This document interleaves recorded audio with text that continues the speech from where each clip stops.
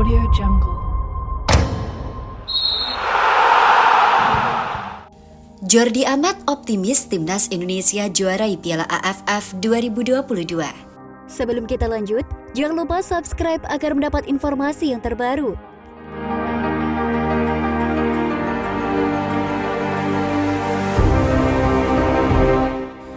Bek tim nasional Indonesia, Jordi Amat optimis skuadnya mampu menjuarai Piala AFF 2022.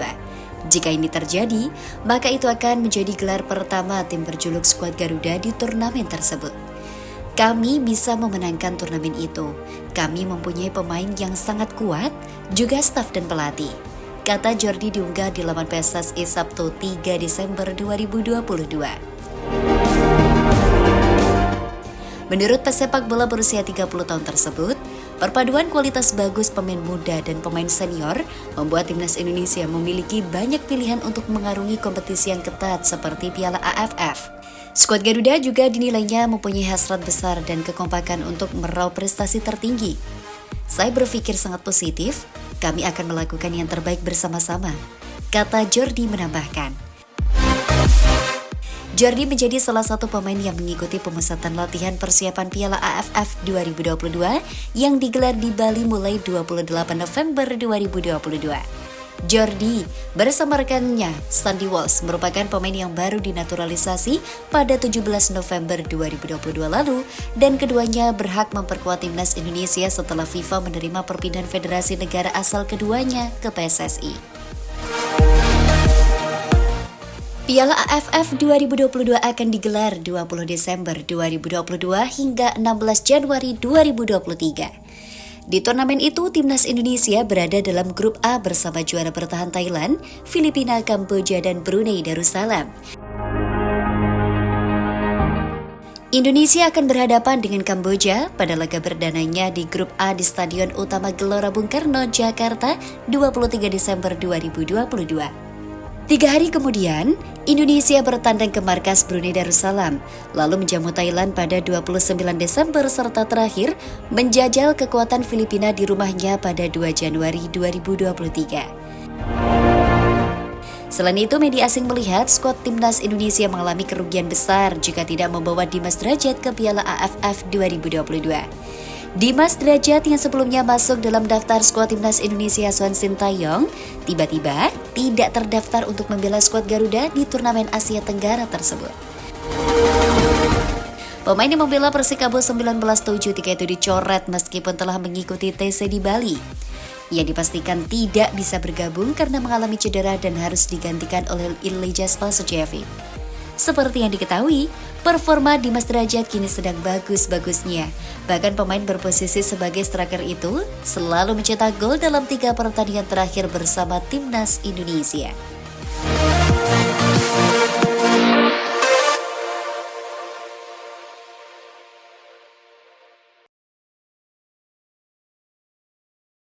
Audio Jungle. Alasan pelatih kiper timnas Indonesia Kim Bong-soo garang ke para penjaga gawang.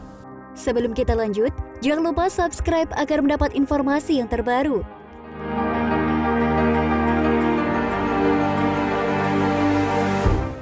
Pelatih kiper timnas Indonesia Kim Bong-soo beberkan alasan dibalik garangnya melatih barisan penjaga gawang tim Merah Putih.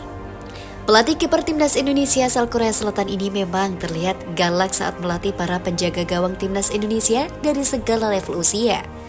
Terbaru momen unik pun diperlihatkan oleh Kim Bong-soo saat sedang melatih 3 kiper timnas Indonesia dalam pemusatan latihan tim di Bali. Kim Bong-soo terlihat tengah berbincang dengan kiper skuad Garuda Nadeo Argawinata, Syahrul Trisna, dan Muhammad Riyandi. Dalam perbincangan tersebut tentu juga ada Yoo Jae-hoon sebagai penerjemah mereka. Dalam latihan tersebut, pelatih kiper tersebut mengaku bahwa ia sayang dengan ketiga pemain tersebut. Mendengar pernyataan tersebut, kiper timnas Indonesia yakni Nadeo Argawinata dan Syahrul Trisna pun memberikan respon. "Kami juga sayang sama Coach Kim," ujar Syahrul Trisna sebagaimana dikutip dari YouTube PSSI Jumat 2 Desember 2022. Nadeo pun memberikan respon yang malah terlihat menyindir pelatih asal Korea Selatan tersebut. Kami akan makin sayang kalau Coach Kim tidak marah-marah. Biar sehat selalu, ucap kiper yang berkuat Bali United tersebut.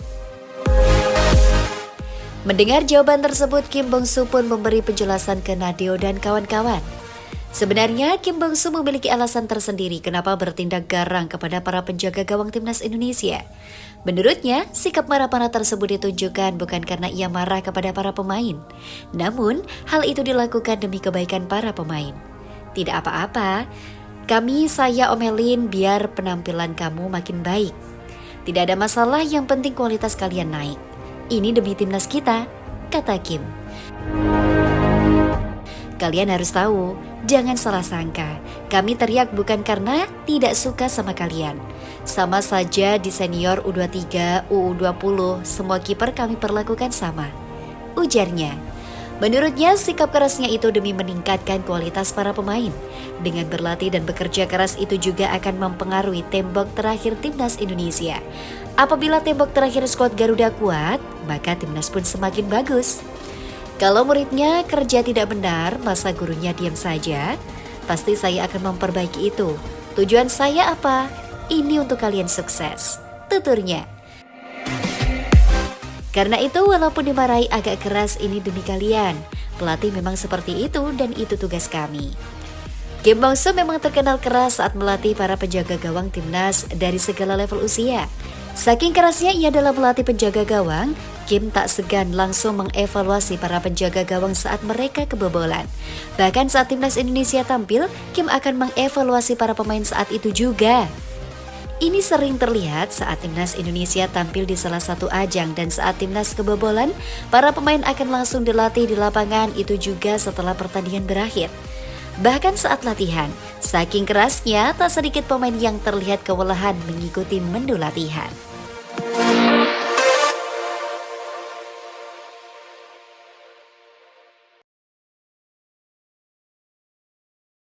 Audio Jungle. Media Malaysia sebut negaranya wajib mencontoh kebijakan timnas Indonesia untuk mendorong pemainnya ke luar negeri.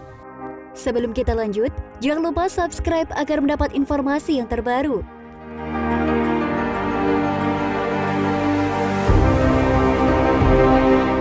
Media Malaysia Harimau Malaya merujuk pada kebijakan timnas Indonesia sebagai solusi minimnya para pemain Malaysia yang membela klub luar negeri.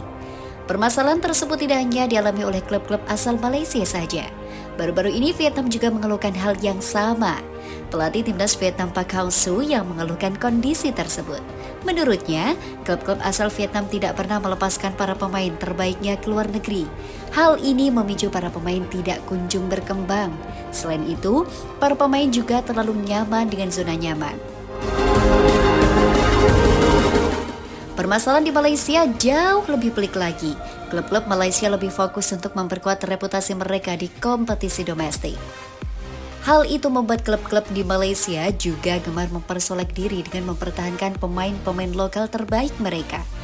Kejadian tersebut membuat para pemain Malaysia tertinggal jauh dari negara-negara Asia yang lain. Menurut Harimau Malaya, negara-negara ASEAN wajib meniru kebijakan Jepang dan Korea Selatan yang mendukung pemain mereka berkarir ke luar negeri. Seharusnya negara-negara ASEAN mengambil contoh dan tindakan berani klub di Jepang dan Korea Selatan untuk melepaskan pemain-pemainnya berkelana ke luar negeri. Tulis Harimau Malaya. Harimau Malaya pun menunjuk dua negara ASEAN yang mulai berhasil untuk mengekspor talenta mereka ke luar negeri. Negara tersebut adalah Thailand dan Indonesia. Thailand sejauh ini rutin mengirim talenta-talenta terbaik mereka ke liga kasta tertinggi di Jepang. Sementara Indonesia juga kerap mengirim para pemain terbaik mereka ke berbagai negara. Contohnya ada Pratama Arhan yang hijrah ke klub Liga 2 Jepang per 2022. Sementara Asnawi Mangkualam juga sedang membela Ansan Greeners di Korea Selatan. Kedua pemain tersebut disebut Harimau Malaya mendongkrak kualitas permainan timnas Indonesia. Mereka juga tak heran jika timnas Indonesia mampu mengalahkan Curaçao 2 kali beruntun. Tidak dapat diabaikan bahwa kedua pemain ini mampu jadi tulang punggung kebangkitan timnas Indonesia akhir-akhir ini. Tulis Harimau Malaya. termasuk 2 kemenangan beruntun dalam aksi persahabatan melawan tim-tim ranking tinggi seperti Curaçao pada September lalu. Tutupnya,